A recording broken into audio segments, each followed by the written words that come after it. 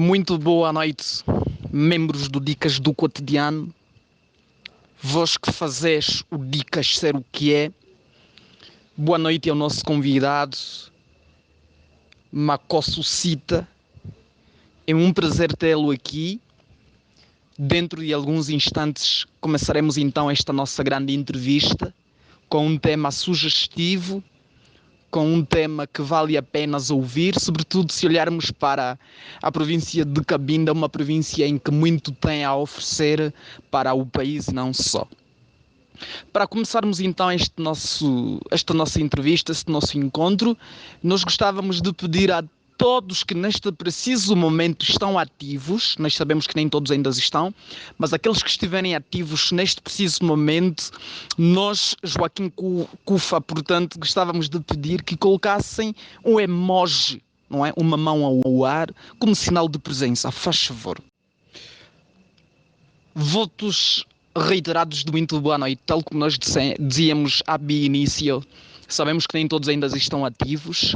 Sabemos também que existem pessoas que estão ativas, mas não se vão manifestar porque preferem ficar nos camarotes ali a ouvir-nos, mas que sabemos que de alguma maneira nos ouvem e aprendem, e isto é o mais importante, porque o Dicas do Cotidiano é esta plataforma, esta universidade virtual onde sempre que temos a oportunidade fazemos ciência com consciência, fazendo jus ao pensamento de Montaigne. Portanto, nós gostávamos de começar essa nossa entrevista, mas antes gostar de apresentar o nosso convidado. E sem mais delongas, nós gostávamos de dizer que, caros membros do Dicas do Cotidiano, o nosso convidado, na verdade, ele vive em Cabinda, província mais a norte do país. É um jovem estudante universitário pela Universidade Agostinho Neto, Faculdade de Letras, está a cursar línguas, é um académico, é um jovem da sociedade civil, não está afiliado a nenhum partido político, e nós hoje vamos então falar sobre os desafios atuais daquela província. Vamos falar da perspectiva administrativa, governamental e não só, e vamos também falar sobre os aspectos voltados à população, sobretudo no quesito voltado à economia, à própria estabilidade social. Portanto, nós pedimos que fiquemos atentos, porque esta nossa grande entrevista vai ter dois momentos. O primeiro momento, o nosso entrevistando terá este momento apenas comigo, Joaquim Cufa, o moderador desta entrevista, e depois, então, daremos a palavra aos demais membros do Dicas do Cotidiano que queiram interrogar, que queiram saber algo a respeito daquela província e sobretudo do assunto que nós vamos tratar aqui. Por isso mesmo nós gostávamos de pedir que ficássemos atentos a efetivamente esta entrevista. E sem mais delongas, nós gostávamos de dar então a palavra ao nosso convidado, dizê-lo que os nossos áudios aqui têm em regra, devem ter no máximo 1 minuto e 30 segundos. Na eventualidade de nosso entrevistando querer dizer algo que suplante os minutos hora descritos, pode fazer 2, 3 ou 4 áudios. Não importa o número de áudios que faça, o importante é que cada áudio tenha no máximo 1 minuto e 30 segundos, para não criar fáustio no momento de ouvir os áudios. Assim sendo, nós gostávamos, de início, dar-te a palavra, Sr. Makosso Sita, para nos dizer, então, de vista daquilo que é a tua província, quais são os desafios atuais do ponto de vista político. Muito boa noite a todos participantes do grupo Dicas do Cotidiano. Makosso Sita, a pessoa que fala neste momento. Só para corrigir um pequeno detalhe, o Makosso Sita é residente atualmente na província de Luanda. Portanto, antes mesmo de avançar para aquilo que são os temas, ou o tema com as suas partes, deixa aqui trazer a questão geográfica, histórica da província de Cabinda. Cabinda, que se conhece hoje como Cabinda, é um conjunto, ou é formado por 3 reinos, que nós chamamos de Macongo, Mangoio, Maluango. O Macongo, o Mangó e o Maluango formam o espaço que hoje é conhecido como Cabinda. E este Macongo, Mangó e o Maluango, dentro da sua pré-história ou da sua história, assim está dita, história, eles têm 3 importantes tratados com os portugueses. Desses tratados, denominamos como Tratado de Chinfuca, Chicamba e Simlambuco. Este último,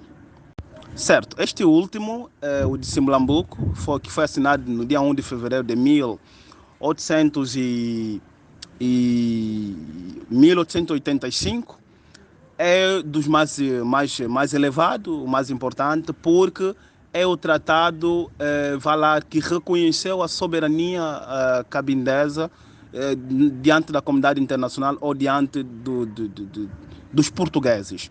E, assim sendo, o mesmo tratado fez com que Cabinda fosse levado com o nome de Congo Português, diferente de Angola, que foi levado com o nome de Angola, no caso. E deste nome fez a distinção que Cabinda é uma parte, Angola é outra parte. E pronto, deste tratado e de outros vários elementos que aconteceram, como a mapa da descolonização africana de 1966, da União Africana no caso, que separou as zonas de forma numérica por se descolonizar, onde Angola ocupava a posição 35º e Cabinda 39º, e outros vários documentos, como as resoluções que eu cá tenho das Nações Unidas, que também separam Cabinda do território de Angola. Portanto, esta é da parte histórica. Claro, da parte geográfica, certo, no tocante à questão geográfica, Cabinda tem aproximadamente 10.000 km² e está limitado a norte com a República Democrática do Congo e do Congo, a sul com a República Democrática do Congo, a este com a República Democrática do Congo, a oeste com com o Oceano Atlântico, perdão. Dava aqui também do dado histórico, dizia que vários documentos comprovam a distinção de Angola com relação a Cabinda ou Cabinda com relação a Angola. E desta distinção temos o que eu já mencionei, o Tratado de Simlambuco, que é o que está mais elevado, tenho aqui o documento também, que claramente reconhece Cabinda como um território que mereceu proteção apenas de um outro território. E temos a mapa da descolonização africana, as resoluções das Nações Unidas e vários outros documentos importantes. Estes documentos servem de argumentos para os Cabindas naquilo que é a defesa das suas tendências para a separação de Cabinda com relação a Angola. Do ponto de vista econômico, Cabinda depende do Orçamento Geral do Estado, que é distribuído que é aprovado através da Assembleia Nacional Angolana, e sabemos que deste orçamento 70% depende da produção petrolífera de Cabinda. Portanto, do ponto de vista econômico, Cabinda é grande produtor de petróleo, da madeira e outros recursos, mas que, entretanto, não vive como tal fruto do que ele produz. Portanto, há aqui alguma injustiça. Socialmente, Cabinda tem, do ponto de vista do grupo maioritário, que é os Baiombe, composto por um grupo maioritário que é os Baiombe, temos os Baoio, Balins, que são os 3 principais, mas há outros grupos, como os Baquacongo, Bavile e etc. Portanto, são 7, mas vamos aqui mencionar apenas os grupos maioritários. Portanto, de uma forma assim, meio resumido, posso deixar ainda essas informações ou esses áudios para a posterior, de acordo com a interação com o moderador, irmos respondendo o que temos por acrescer. Muito obrigado, Mako Suscita. Veja, deu para perceber de forma muito clara, de forma objetiva, o porquê que há esta luta de separação.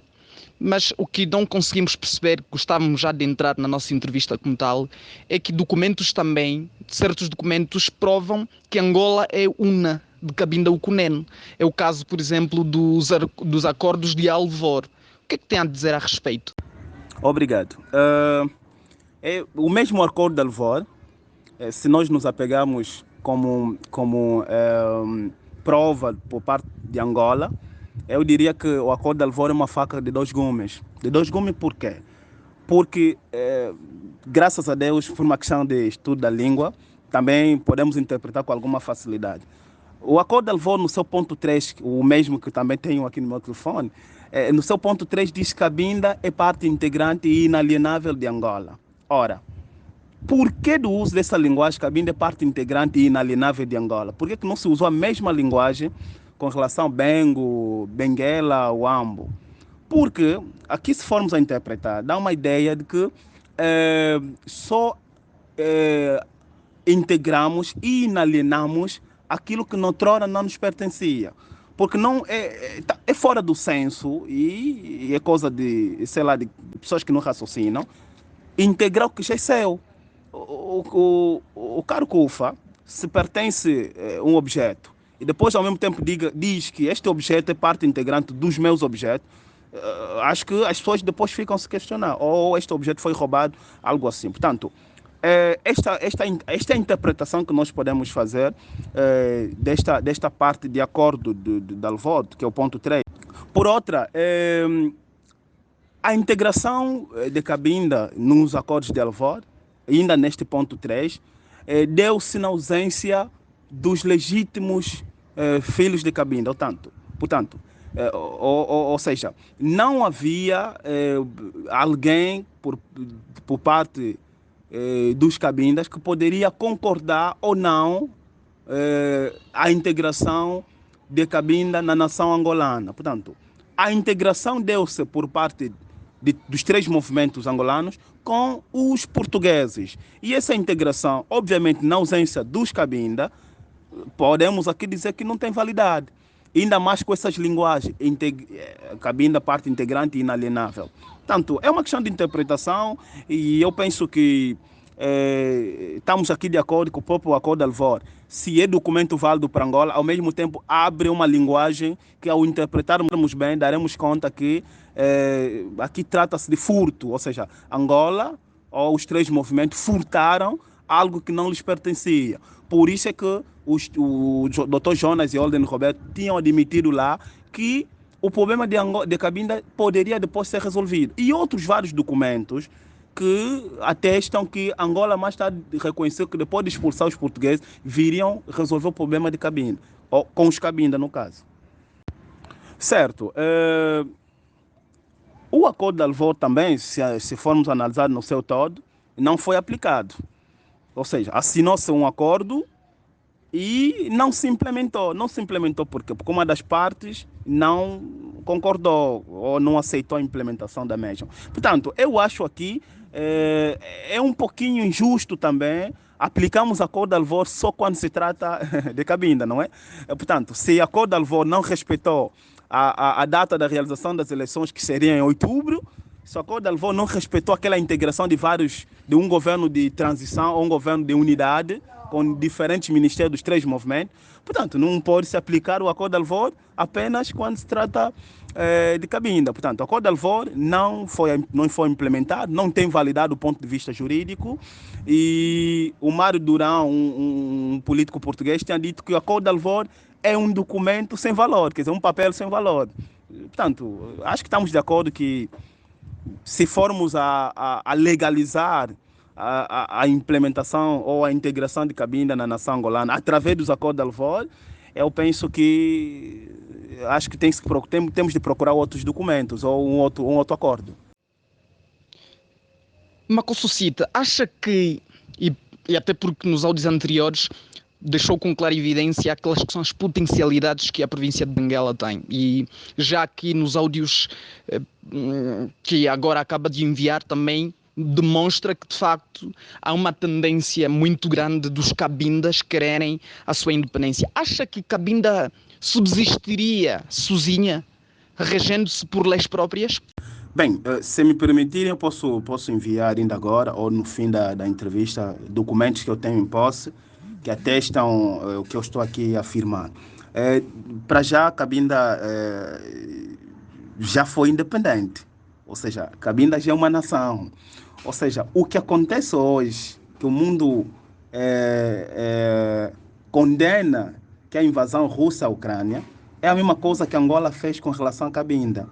Angola, no dia 8 de novembro de 1975, invadiu Cabinda, ou seja, no dia 2 de novembro invadiu Cabinda e no dia 8 de novembro, alguns dias depois, fez a famosa Batalha do Untó, que é a guerra clássica cabindesa. Portanto, Cabinda já era uma nação, já era independente. Mesmo através dos acordos de Alvor, que no seu ponto 9 diz Portugal respeita o país, quer dizer, o país de Cabinda, no caso. Bom, nessas linguagens. Portanto, já em 1885, Portugal já reconhecia que Cabinda é um país. E no dia 1 de agosto de 1975, também tenho aqui o documento, Cabinda, os dirigentes de Cabinda tinham proclamado a sua independência em Kampala, no caso em Uganda, na República de Uganda, e essa independência foi reconhecida por 5 países. Portanto,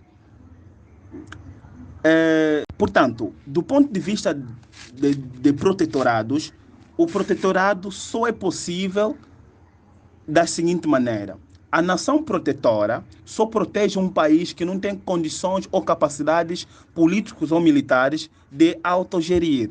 Portanto, Cabinda só foi protetorado português porque já era um país que estava a ser gerido por outro país do ponto de vista político-militar, porque na altura havia tantas ameaças dos belgos e dos franceses, que de tempo em tempo ameaçavam anexar Cabinda como parte das suas colônias. Portanto, com este medo, os príncipes de Cabinda entenderam assinar este acordo, esses 3 acordos, principalmente o de Simbalambuco, com os portugueses, a fim de estarem protegidos político-militarmente. Portanto, mas o ponto 9 dos mesmos acordos reserva que Cabinda era já uma nação desde aquela altura. Tanto, claro que o mundo não reconhecia as regiões africanas como países, portanto, era uma nação do ponto de vista de reinado.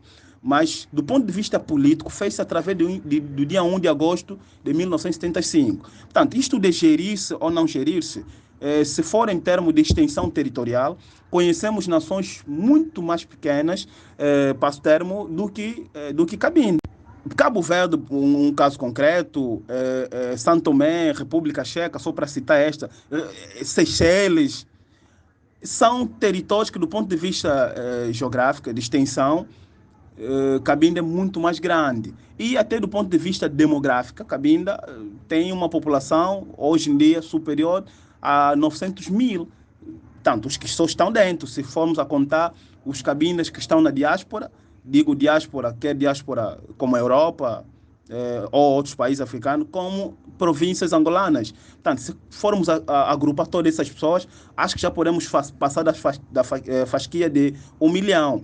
Exemplo concreto da questão demográfica é que Guiné-Bissau é um país com uma extensão elevada, mas só tem 6 milhões de habitantes. Portanto, acho que não é a demografia ou a extensão territorial que define uma nação. Uma nação pode ser definida pelo sentimento de pertença, de estar livre, de gerir o que é seu, e as leis ou seja, as leis são feitas pelos homens. Portanto, são os homens que fazem as leis. Hoje por hoje temos o Marci Lopes, que é um ministro muito jovem, e se calhar na era colonial era impensável que Angola teria um ministro da idade de Marci Lopes. Portanto, Cabinda é independente, questões de leis, questões de gerências, faz e com muita facilidade. Acho que é a parte mais fácil de se fazer. Isso faz-se como se estivéssemos a comer. Macosso Cita, muito obrigado. Nós estamos com alguma dificuldade de rede muito grande aqui. Estamos mesmo com uma dificuldade muito grande.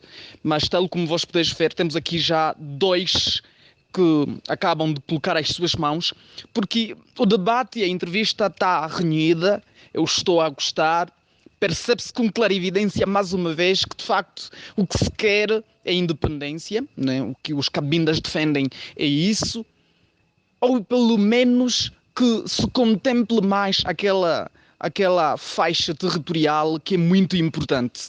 Assim sendo, nós vamos dar a palavra ao Elton Baio, o realista, pelo facto de que o Chimalanga chegou atrasado ao debate, então ainda tem de ouvir os áudios até compreender a gênese do nosso debate e da nossa entrevista. Vai desculpar, sou administrador para a área de comunicação e marketing, mas nós vamos dar a palavra ao Elton Baio, o realista, para então tecer as suas considerações e as suas indagações. Tem direito a 2 questões. Elton Baio, o realista. Muito obrigado, senhor administrador, pela palavra. Eu tenho aqui 2 questões. A primeira é: o Tratado de Simbambuco foi assinado antes da Conferência de Berlim, que estabelece as zonas fronteiriças de Angola. O senhor preleitor não acha que a Conferência de Berlim vem anular aquilo que se dizia no Tratado de Simbambuco? A segunda questão é: qual é a relação existente entre os cidadãos de Cabinda e a população oriunda de outras partes do país que chamamos Angola? Elton Baio, repito, depois do Elton Baio fazer as suas questões e serem cabalmente respondidas e ele estar contente com as respostas, poderá fazer as suas questões o Alberto Chimalanga. Depois do Alberto Chimalanga fazer as suas questões e estarem cabalmente respondidas e ele sentir-se contente com as respostas, poderá fazer as suas questões o senhor seminarista Severino Chissaluquila. Oxalá até lá tenha ainda tempo para fazer as suas questões por aquelas questões que tu já sabes, sou seminarista. Oxalá ainda tenhamos tempo. E depois, se ainda tiver alguém que queira fazer as suas questões, poderá fazê-lo. Vejo que o Horácio Kevin acaba de chegar, certamente também tem suas indagações e mais cedo ou mais tarde há de colocá-las. Obrigado, Afonso. Bem, se a Conferência de Berlim anulou aquilo que foi concordado no Tratado de Simbambuco, bem, eu vou responder claramente que não anulou. E respondendo assim um pouquinho mais, sim, recuando um pouco, é que o Tratado de Simbambuco é sequência de 2 outros tratados. Portanto, já havia 2 outros tratados e o tratado mãe, o tratado que culminou, que é a grande elevação, é o Simbambuco. Portanto, e coincidiu no mesmo período que estava a se realizar a Conferência de Berlim. É que Portugal precisava de justificativa para legitimar a ocupação daquele espaço, porque era um espaço em disputa, porque os belgas queriam uma passagem para o mar, os franceses queriam tirar uma parte ali, essa disputa toda. Portanto, quer de um lado, quer do outro, da parte dos portugueses precisavam legitimidade para aquele espaço e da parte dos cabinda queriam uma proteção para não sofrerem invasões. Portanto, não houve esta ilegalidade por causa da conferência. Aliás, a Conferência de Berlim, pelo contrário, não veio ilegalizar nenhum espaço. Veio sim dar autoridade para cada colonizador ao espaço que ele ocupou. Boa noite a todo o pessoal do Dicas do Cotidiano. Boa noite ao moderador e ao entrevistado. Eu estou aqui 2 questões, né? A primeira é: eu gostaria de saber se os cabinenses, né, não fossem considerados como angolanos, então o que eles seriam? Ou melhor, pertenceriam em que país? E continuando com a resposta, caro Afonso, a Constituição Portuguesa de 1933, que estabelece claramente, que diz que o território português na África é composto por Moçambique, Cabo Verde, Guiné-Bissau, Cabinda e Angola. A presença da conjunção ali separa claramente que Cabinda é uma coisa, Angola é outra coisa. Portanto, essa Constituição é de 1933, também tenho aqui. Se realmente a Conferência de Berlim anulasse o que foi concordado no tratado, esta conferência de Berlim não poderia dar essa legitimidade. Portanto, eu penso que isto está fora de questão. E a relação existente entre os cidadãos de Cabinda e das restantes províncias, portanto, é dependente, né? É dependente porque existem relações consanguíneas. Quando eu digo consanguíneas, existem algumas pessoas de diferentes províncias que têm suas esposas em Cabinda, seus maridos em Cabinda, assim como vice-versa. Portanto, a relação é diferente. Mas, independentemente desta relação existente, isto não faz com que o sentimento de pertença, de livrar-se da gerência ou da administração angolana desapareça. Portanto, tal como aconteceu com os angolanos, exemplo concreto, como dizia, o exemplo concreto é do Agostinho Neto. A sua esposa foi uma portuguesa, mas Agostinho Neto não deixou de lutar por Angola e pelos angolanos. Portanto, existem vários outros angolanos que tiveram esposas e angolanas que tiveram esposos e angolanos que tiveram esposas portugueses e vice-versa, mas que isso não impediu com que lutasse. E outros sim, é que muitos desses filhos de sangue misto, se assim quisermos chamar, fora do contexto tribal ou de pejoração, lutaram inclusive como os Lúcio Lara,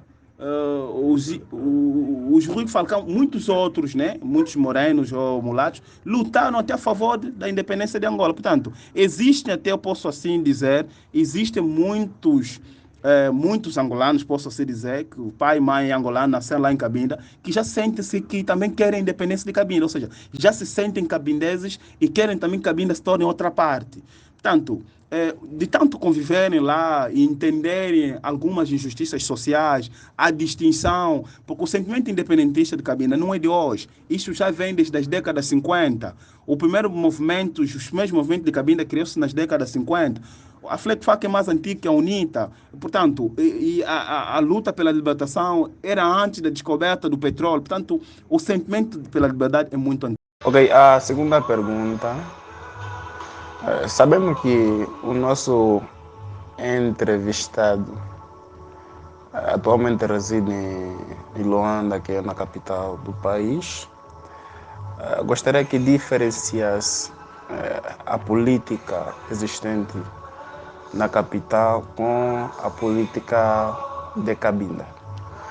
Então, como só tenho duas questões, terminam por aqui. Obrigado pela oportunidade. Bem, se Cabinda não pertencesse a Angola, caro Chimalanga, obviamente que seria um outro país. Como eu fiz questão aqui de fazer um pequeno resumo, que Cabinda, já desde a era colonial, Portugal olhava Cabinda como um país. Por isso é que nos acordos no Tratado de Simulambuco, perdão, o próprio Portugal salienta no ponto 9, chama o Cabinda de país de Cabinda. Bom, eu disse que este contexto de país é na visão reinal, no contexto de reinos. Bom, já no contexto político internacional atual, Cabinda declara sua independência no dia 1 de agosto de 1975. Portanto, se esta independência fosse reconhecida do ponto de vista internacional, os cabindeses, obviamente, que seriam de um outro país e o seu gentílico seria cabindeses, pertencente à República de Cabinda e não à República dos Congos. Portanto, é mais ou menos esta resposta. Reitero, venerando os votos de muito boa noite a todos os membros do Dicas do Cotidiano e felicitar de primeira mão o nosso bom preleitor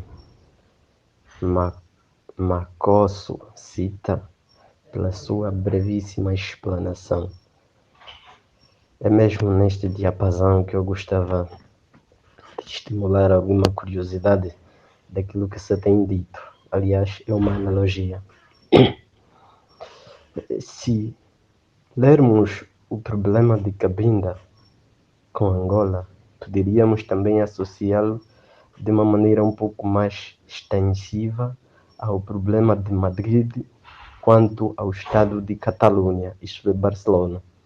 Analogia se dizem que se porventura um dia Barcelona e o Estado de Catalunha, portanto, conseguirem uma autoindependência de Madrid, provavelmente assistiremos uma independência de Cabinda a Angola. Mas para isso acontecer, realmente também analogia se dizem, não é agora. E pelo contexto geopolítico mundial, a gente assiste aqui que a maior preocupação ainda não é esta. Veramente era somente uma analogia, uma simples brincadeira que eu queria enaltecer, como dado de curiosidade. Bom, sobre a questão da política em Luanda e a política em Angola, deixa já dizer que o que se vive em Luanda e em Cabinda, o que se vive em Luanda é que é uma política de centralização. O governo, o partido que sustenta o governo, no caso o MPLA, centralizou o país aqui dentro de Luanda. Centralizou de que maneira? É que tudo que é importante está cá. O presidente vive aqui, ou as empresas, todas as sedes aqui, isto aqui e isto aqui. E isto de alguma forma favorece o ritmo ou alguma coisa para os seus cidadãos. Diferente de Cabinda. Cabinda sofre carência de muitas coisas. E só para você ter aqui alguma ideia, há, por exemplo, recentemente aconteceu no setor da saúde, tirarem profissionais, mais de 200 recém enquadrados da função pública, na função pública, os da saúde, postos em Cabindas, retirados das outras províncias para Cabinda. Quando Cabinda também tem muitos formados e que precisam de um emprego. Mas eu posso olhar isso numa outra visão. Eu, por exemplo, eu tenho dito isso e muitos meus amigos também o dizem, que nós saímos de Cabinda de forma acidental. Acidental por quê? É porque carecemos de muitas coisas simples. Há cursos, por exemplo, que a pessoa quer fazer em Cabinda que não tem, que tem que ir buscar noutra província. Há, por exemplo, empregos que o fato de ser nativo tens dificuldade porque pensam que se entras no emprego que tu possas ganhar 1 milhão de kwanzas, irás financiar a FLECFAC. Portanto, há ali aquelas dificuldades todas. Portanto, até comparar Cabinda, por exemplo, com Benguela, Cabinda, com Ambo ou uma outra província, às vezes até nem vale a pena compararmos. Sem contar a questão da descontinuidade, que os políticos chamam de descontinuidade. Isso dificulta porque quem sai de Benguela tem facilidade de comprar produtos na Willa, tem facilidade de comprar no Ambo. Já nós, muitas coisas tens que ficar em Luanda. Porque o governo angolano criou uma relação tóxica entre os cabindeses e os habitantes dos dois Congos. Isto porque para dificultar aquela interação, aquela facilidade de você ir nos Congos e fazer seus negócios normalmente. Portanto, a relação muitas das vezes não é tão boa assim. Expulsam os congoleses em Cabinda para passar aquela imagem que os cabindeses não gostam dos congoleses. Quando os congoleses vivem à vontade em Benguela, vivem à vontade em Luanda, isso o quê? Para nos criar aquela dificuldade de nós sermos bem-vindos também nos Congo. Portanto, é mesmo muito difícil e eu iria convidar os integrantes desse grupo a darem um passeio para a Cabinda e vocês podem pegar podem pegar inalações. Bem, é verdade, é apenas uma analogia. Permita eu tentar rebater aqui a sua analogia. Nem tudo está, de facto, errado, mas também, como obviamente, tudo não está certo também. Primeiro é que a independência de Cabinda não depende nada da independência da Catalunha. E também sobre a questão da geopolítica e das prioridades que eu mencionei aqui. As nações oprimidas podem muito bem alterar a agenda da comunidade internacional. O caso mais concreto é Angola. Após a fraude eleitoral que ocorreu, se houvesse uma reivindicação por parte dos angolanos e o regime, no caso o MPLA, massacrasse o povo angolano, eu creio que nesta reunião das Nações Unidas seria o tema de debate. Portanto, os habitantes ou o povo oprimido faz a alteração da agenda mundial. Se notares, antes da Covid-19, a agenda mundial era outra, mas a Covid alterou o plano global. Portanto, é claro que a reação dos cabindas, a entrega, a vontade de ser livre dos cabindas, pode alterar a agenda internacional. E a questão da longevidade, é claro, Angola levou 500 anos, 5 séculos para se tornar independente. Olá, muito boa noite. Se antes fiz um dado curioso simplesmente para afeiçoar as pessoas, agora eis aqui a minha digna pergunta. É fácil a leitura que o nosso bom pré-leitor consegue observar a nível do desenvolvimento nos diferentes âmbitos político, social, econômico, cultural e não só. Até mesmo o dado geográfico. O nosso pré-leitor consegue, com toda a segurança, avaliar que Cabinda seja um país. Portanto, ao responder esta, eu gostava que não nos atêssemos pura e simplesmente ao dado de que o nosso pré-leitor é cabindense. Não. Fizesse uma análise global. Ainda era somente isto. 5 séculos para se tornar independente, mas tornou-se, ok? Então, as independências não são, assim, vai lá, coisas proféticas, que alguém vai dizer daqui a 2, 3 anos, nação X será independente. Vamos ver o caso concreto do Sudão. O Sudão tornou-se independente quando ninguém esperava que o Sudão iria ser independente. Portanto, as independências são assim. Às vezes, nesse momento, por exemplo, que Tigray, que é uma região da Etiópia que está a lutar pela independência, está a dar tanto de si e o mundo está a olhar para o Tigray, indiretamente, mas que podemos ouvir uma outra nação a se tornar independente antes de Tigray. Portanto, o Tigray que está na agenda internacional, mas outra nação que não está na agenda internacional e se torna independente. Portanto, as independências são desta forma. Eu penso que Angola também, em 1975, não estava preparado para ser independente. Nem os próprios angolanos acharam que seriam independentes em 75.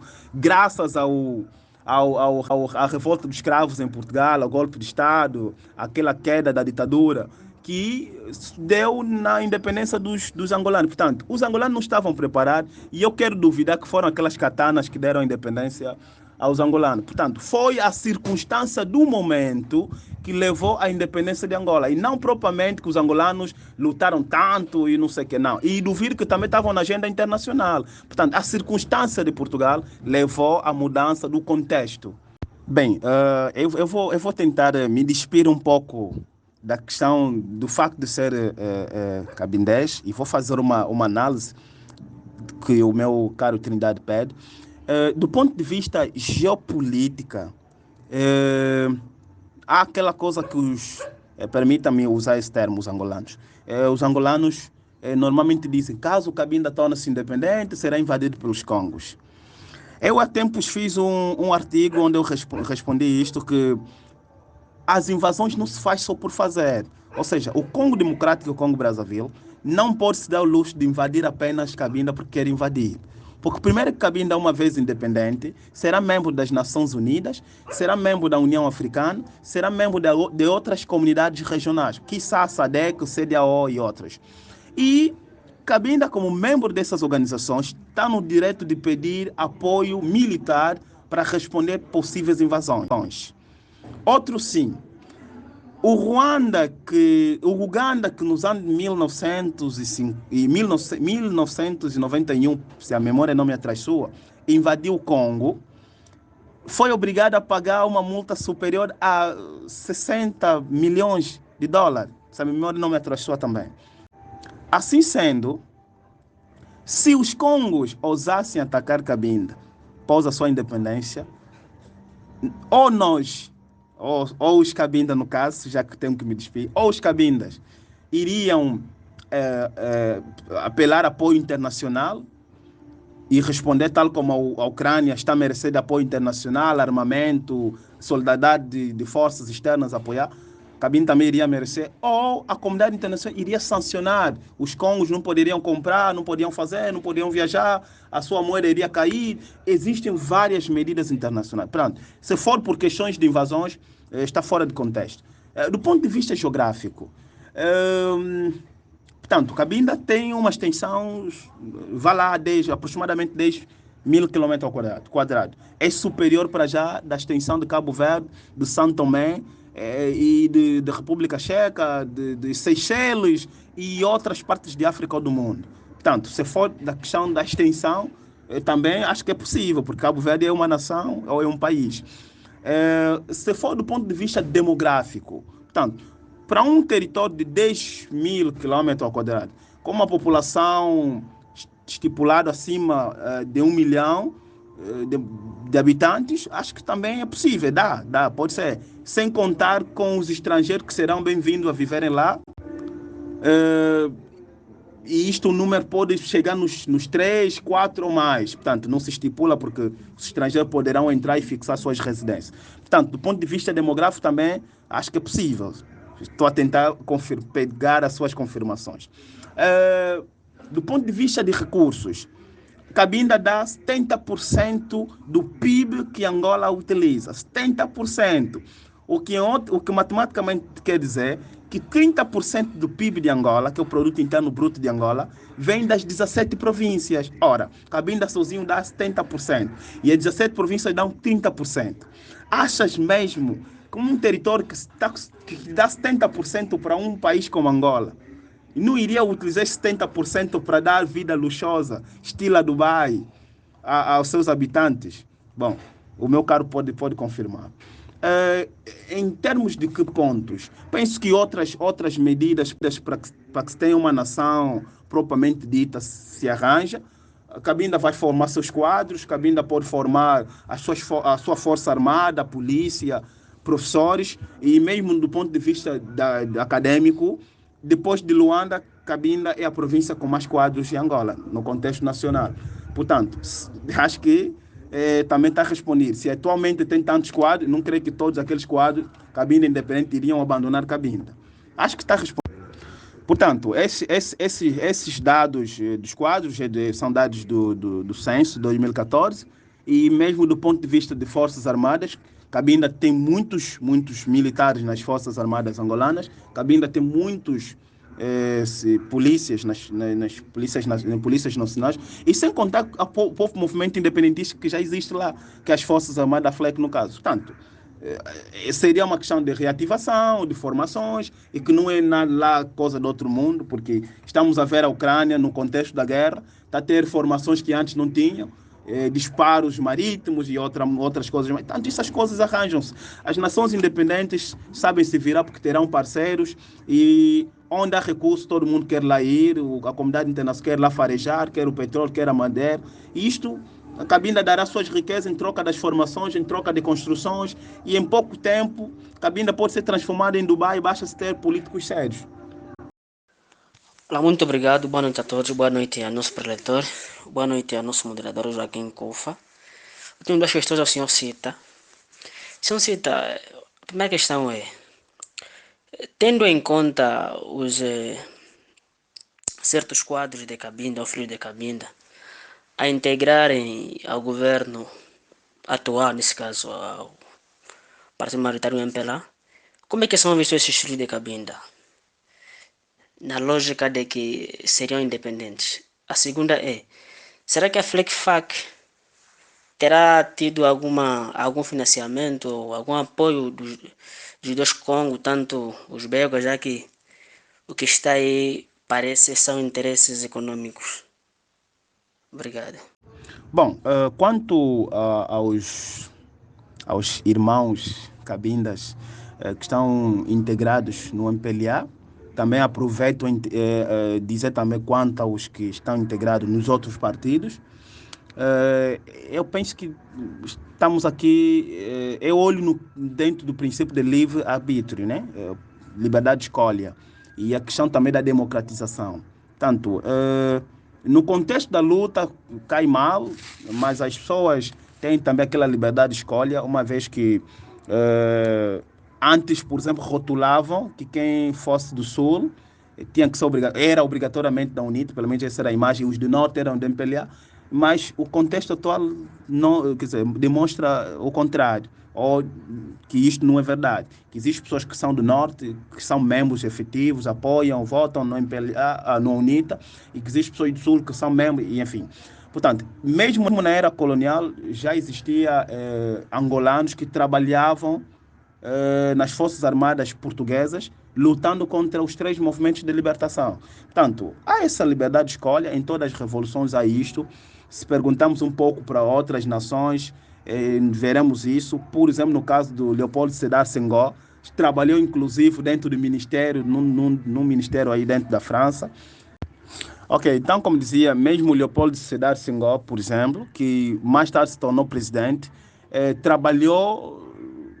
ocupou um grande cargo dentro do ministério, de um dos ministérios da França, e outros grandes políticos africanos que trabalharam em vários departamentos, uns foram militares já na era colonial, a favor ou ao lado do colonizador. Portanto, são realidades que infelizmente nós não podemos travar, infelizmente.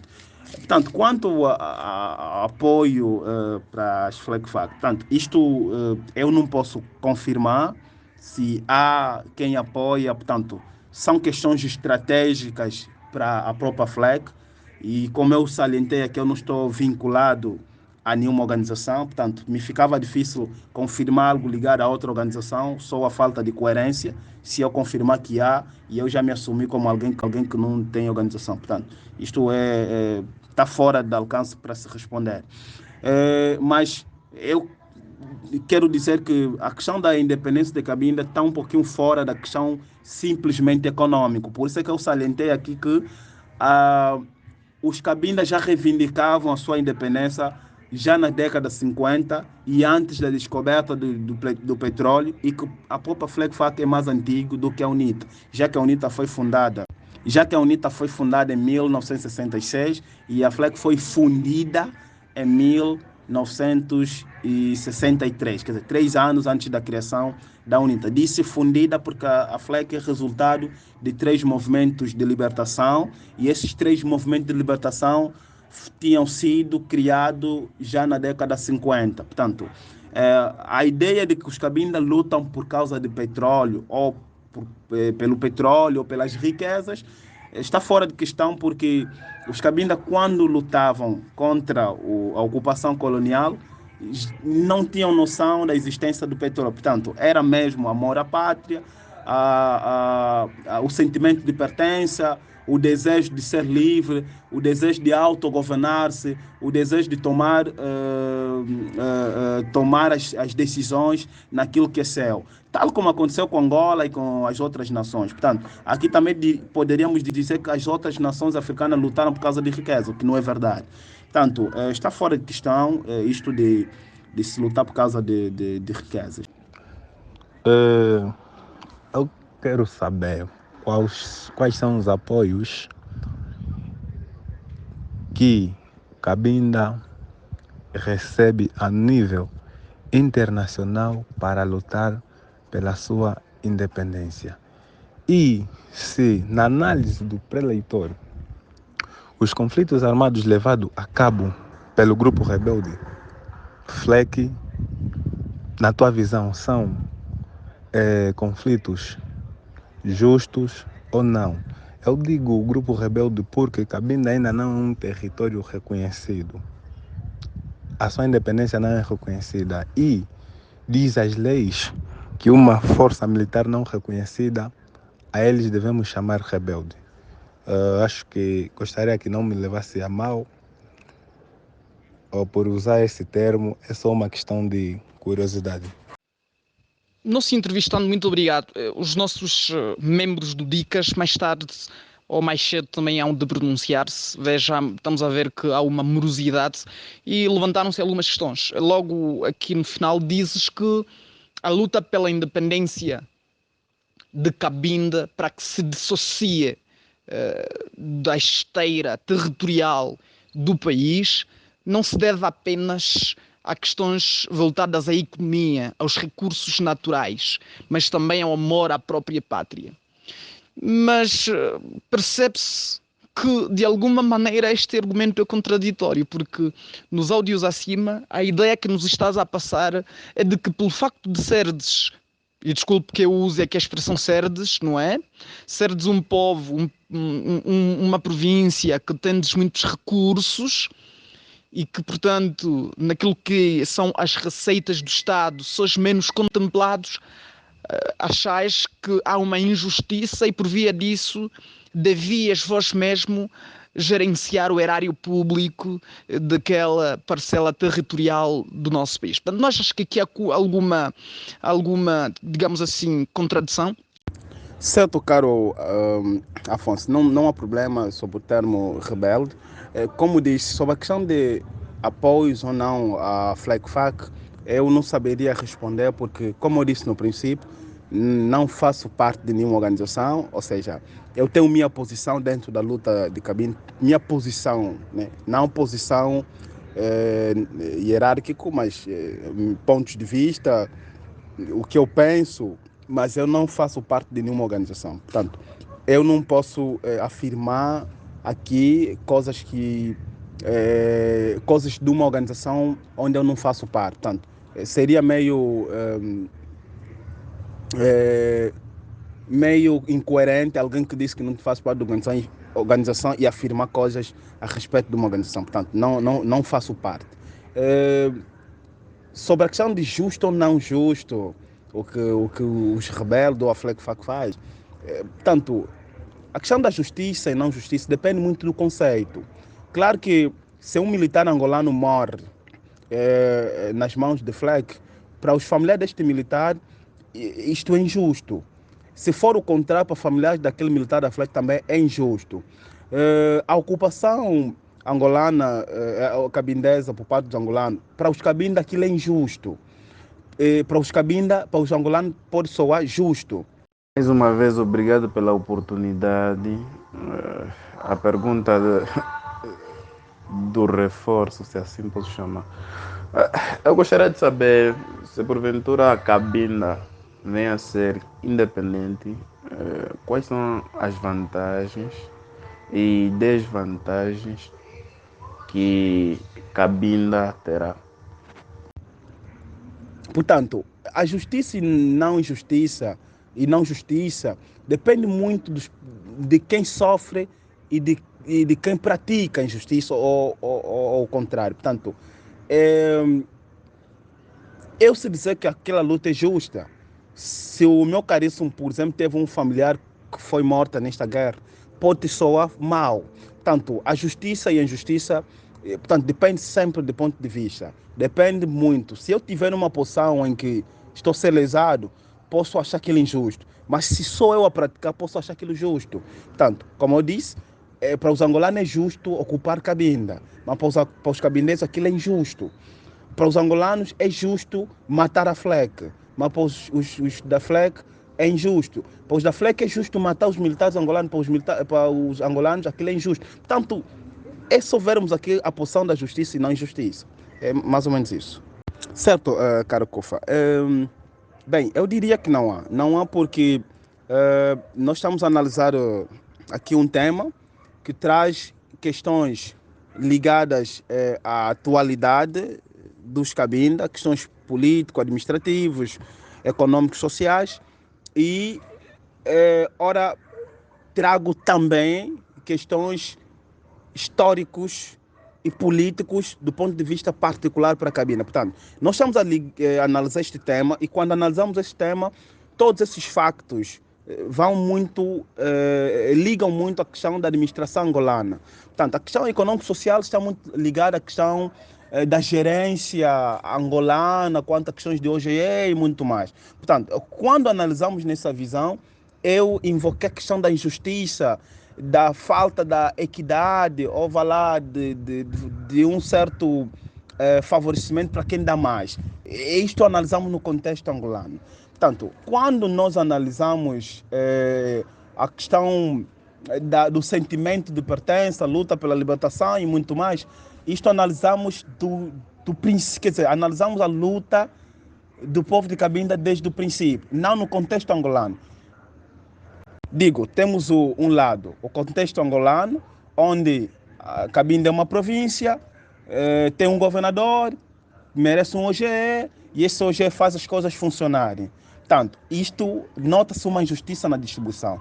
E no outro lado, nós temos o sentimento dos Cabinda pela sua independência, de pertença, e este sentimento nasceu antes, da descoberta dos recursos. Portanto, se os Cabindas começassem a lutar tão logo que se descobriu o petróleo, se descobriu isto, aquilo, poderíamos aqui alegar que só começaram a lutar porque viram que tem riqueza. Portanto, eu disse aqui que não é em função do que se tem, porque os movimentos já nasceram desde a década 50. E ilustrei aqui que só para vermos que o próprio movimento FLEC foi fundido em 1963, é muito mais antigo do que a UNITA, que foi fundada em 1966, 3 anos depois. Portanto, era nesta lógica que eu estava aqui a analisar. Não há, penso, alguma incoerência, porque eu analisei o tema no seu todo, no contexto, analisei um contexto angolano e depois particularizei o contexto de Cabinda, sua luta, razões de luta e essas informações todas que eu fui deixando aqui. Espero ter esclarecido. Bem, as vantagens, penso que a Cabinda teria na verdade, o gozo do direito internacional, né?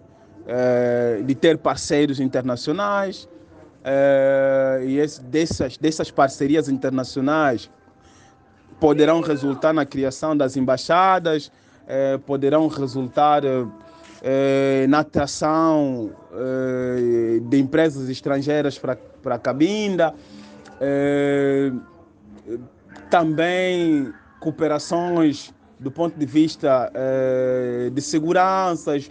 A Cabinda terá direito de fazer parte das organizações regionais, da União Africana, Internacional, e fazendo parte dessas organizações, há muita coisa que Cabinda poderia ter. Portanto, desvantagens, não saberia apontar no momento, mas se há vantagem, obviamente que haverão desvantagens, mas tudo dependerá muito também da classe política. Portanto, não acho que ter independência que trará desvantagem, mas a gestão desses políticos pode eventualmente pode trazer consequências que podem ser analisadas como desvantagens. Não se entrevistando, muito obrigado. São agora 21h47. Às 22 pontualmente vamos encerrar a nossa grande entrevista. Estamos numa dimensão didático-pedagógica muito grande. Vos estás a mostrar alguém conhecedor do assunto. Isto é bom, porque é isso que nós queremos aqui no Dicas. O contraditório existe, vai existir. É um assunto bastante sensível discutir sobre a Cabinda. E eu penso que ainda teremos outras oportunidades para o fazer, para discutirmos a respeito. E não é um assunto acabado, é um assunto em aberto. Há muitas outras pessoas que estão ali nos camarotes e estão a ouvir, mas não se manifestam, infelizmente. E talvez, se calhar, depois faremos uma varredura dentro do grupo. Aqueles que não participam, que constante e recorrentemente não participam, talvez seria bom serem retirados, porque se calhar são do SINS, são dos serviços secretos e podem levar informações lá onde eles trabalham. Portanto, se calhar depois faremos aqui uma espécie de lavagem. Mas isso é o de menos. Nos agradecemos. Temos mais umas 2 outras questões e vamos já culminar. Bem, há um aspecto aqui que se falou pouco, apesar de que lá em cima o senhor Makosso Sita fala um pouquinho, mas eu queria entender mais ou menos a questão voltada ao povo de Cabinda. Os Cabindas, eles são parte integrantes do grande povo banto? E se são, qual é a sua etnia? Qual é a língua predominante ali em Cabinda? Nós, por exemplo, que falamos Joaquim Cufa, somos bienos, estamos na província do Bié, e aqui há um aluvião de línguas, há um aluvião de etnias, e eu sou da língua da etnia Umbundo. E talvez, como eu, gostávamos de saber mais ou menos a esteira cultural, o mosaico cultural dali de Cabinda, voltado, por exemplo, aos hábitos, costumes e tradições da cultura cabindense e como também a língua predominante e as demais línguas que ali podemos encontrar. Senhor Cita. Certo. Os cabindas fazem parte da grande família Bantu e do grupo etnolinguístico Congo, no caso, Bakongo. Portanto, a língua que se fala em Cabinda, pese embora a imprensa chama aquilo de fiote, mas é Ibinda, não é fiote, mas é Ibinda. Portanto, o Ibinda, que é a língua falada em Cabinda, dentro dele incorpora 7 variações, que correspondem aos 7 subgrupos que fazem a nação cabindesa. Portanto, aparentemente, as 7 variações poderiam ser vistas como línguas diferentes, mas não é bem nessa lógica. Linguisticamente, nós encaramos isso como apenas variação linguística e não propriamente uma outra língua, porque nós só podemos considerar que estamos na presença de uma outra língua quando duas línguas aparentemente, vou tentar ser mais prático, só podemos dizer que o inglês é diferente do português quando quem estiver a falar português não entende quem estiver a falar inglês. Portanto, o que acontece em Cabinda é diferente. Eu, por exemplo, sou do grupo Lynch, somos Lynch, e tenho outros são Bayombe, tem Baoio, Bavili, Bacacongo, Bassundi e muito mais. Portanto, todos os grupos, quando nós estivermos nos comunicar, apesar das nossas variações, uns as expressões que elevam mais, outros baixam mais, mas acabamos sempre por nos entendermos. E pronto, como dizia, acabamos sempre por nos entendermos e não há aquela dificuldade de compreensão. Portanto, falamos todos Ibinda. Bom, pese embora que o nosso grupo etnolinguístico é Congo, mas o Ibinda já se distingue das outras variações do grupo etnolinguístico Congo. Por exemplo, eu na minha sala estudo, para além do português, inglês, francês, também as nacionais. E eu escolhi, por exemplo, a opção Kikongo. Mas quando eu estiver a me comunicar com meus colegas, que são do Zaire, Wish, eles não conseguem me compreender. Eu compreendo muito bem, eles não me compreendem. Portanto, linguisticamente podemos dizer que estamos diante de uma presença de uma outra língua. Portanto, o Ibinda já começa a se distinguir do Kikongo. Mas pronto, respondendo diretamente, somos da grande família Bantu, do grupo etnolinguístico Congo, e falamos Ibinda em toda a extensão de Cabinda, apenas com ligeiras variações. Para culminar mesmo, estamos na reta final, terminaríamos às 22 e em ponto, mas só agora aí 3 minutos. Soncita demorou um pouco a enviar os seus áudios, talvez deva-se à questão de rede, mas nós gostávamos de que nos dissesse últimas palavras, o que é que achou da nossa entrevista, e propostas e sobretudo, o que é que achou, de modo geral, dessa nossa entrevista. Ok, obrigado pela palavra. Eu vou dar minhas últimas palavras, aproveitando para responder o companheiro Vicente, que deixou, penso, 2 perguntas. Uma, no caso. Bem, se em relação à língua ibinda, gostaria de saber, no caso, se pensamos em planejar alguma atividade de que o ano começou, a década das línguas originais. Bem, na verdade, ainda não traçamos a segunda agenda, ou então ainda não implementamos novas atividades na agenda deste último semestre do ano 2022. Ainda não implementamos novas atividades, trabalhamos com algumas atividades e ainda não implementamos algumas. Portanto, podemos ir muito bem implementar a promoção das línguas nacionais e contar, como sempre, com o companheiro Vicente nesta promoção ou nesta criação das atividades e como também envolvendo outras línguas para já. Sobre a entrevista, desde já agradeço ao companheiro Kufa pela capacidade que tivestes da gerência da própria entrevista, digo, quer do ponto de vista da interação comigo, quer da gestão do grupo, e a todos os administradores deste grupo, que, por sinal, o Chimalanga e o vá lá, o Kevin, são pessoas que até de certo ponto nos interagimos, porque esta é a segunda entrevista cá no grupo. Portanto, agradeço essa disponibilidade que tem tido comigo, suportando sempre este chato de Cabinda, e dizer que estivemos todos bem. Pessoalmente gostei das perguntas, da interação, conseguiu-se notar que estamos todos interligados de alguma forma.